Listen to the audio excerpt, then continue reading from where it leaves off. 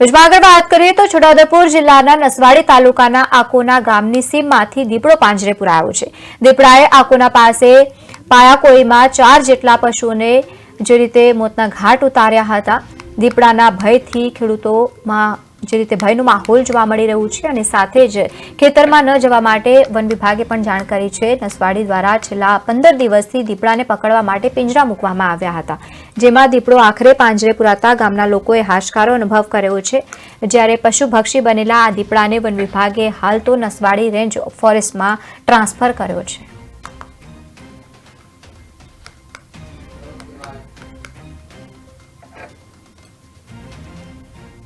દ્વારા નસવાડી તાલુકાના આજુબાજુના ગામમાં દીપડાને કારણે ઘણા બધા પશુઓના મારણ થતા હતા, જેને પકડવા માટે છેલ્લા 15-20 દિવસથી નસવાડી રેન્જ સ્ટાફ દ્વારા સતત તેની પાછળ વોચ રાખી એને પકડવા માટે પાંજરા લગાવવામાં આવેલા હતા। જે આજરોજ સવારના 4 કલાકે દીપડો પાંજરે પુરાતા એક હાશકારો અનુભવી રહ્યા છે। ગામ લોકોને જે દહેશત હતી, જે ડર હતો, એ હવે લગભગ બિલકુલ ઓછો થઈ જશે।